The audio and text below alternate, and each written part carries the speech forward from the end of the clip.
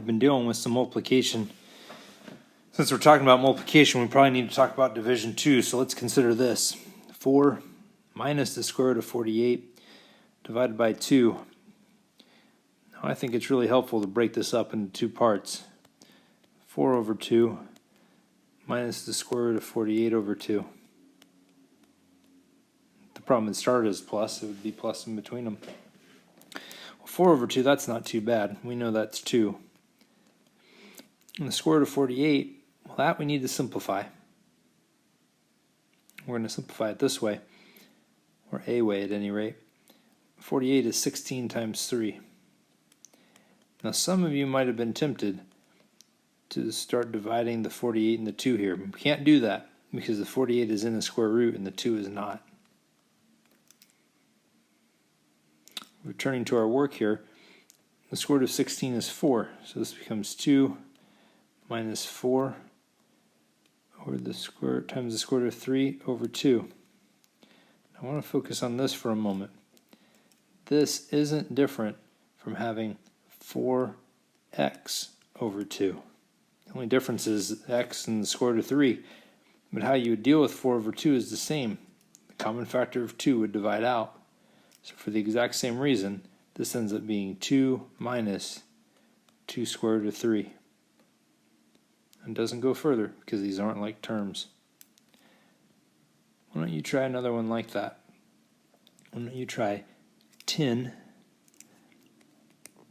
minus the square root of 75 all divided by 5. Hit pause, see what you can do with this. Let's see how you did. Hopefully you broke it up. 10 over 5 minus the square root of 75 over 5. Conveniently, 10 over 5 is still 2. And the square root of 75 is the same thing as 25 times 3. That's pretty nice because the square root of 25 is 5. And the common factor of 5 would divide out. 5 divided by 5 is 1, so this is just 2 minus 1 square root of 3. Although most people would leave this as 2 minus the square root of 3. The 1 is unnecessary. And this is for the same way that 1x and x mean the same thing. Let's extend this idea of division a hair further. Imagine we had the square root of 9 over 64.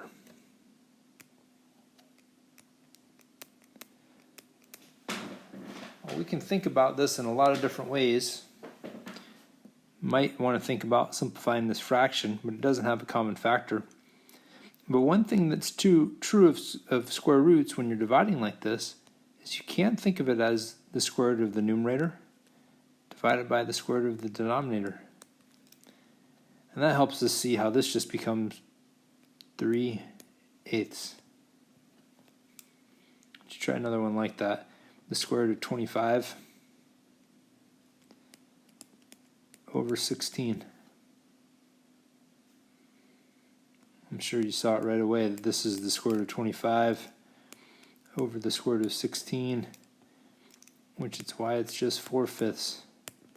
And I'm confident that some of you, and probably all of you, can see how that would go right to that immediately. And this intermediate step might not even be necessary in your work. If you find it helpful, use it. Now, another idea would be something like this. The square root of 45 over 80. Well, this one might be helpful to simplify that fraction first, since they both have a common factor of 5. The numerator would become 9, and the denominator happens to become 16, because they're both 9 times 5 and 16 times 5 respectively. That's factors of 5 divided out. Since the square root of 9 is 3 and the square root of 16 is 4, this simplifies down to just 3/4. Why don't you try one more like that? The square root of 75 over 48. Hit pause and give it a shot. All right. Let's see how you did. You may have noticed that 75 is 3 times 25, and 48 is 3 times 16, which means that factor of 3 divides out.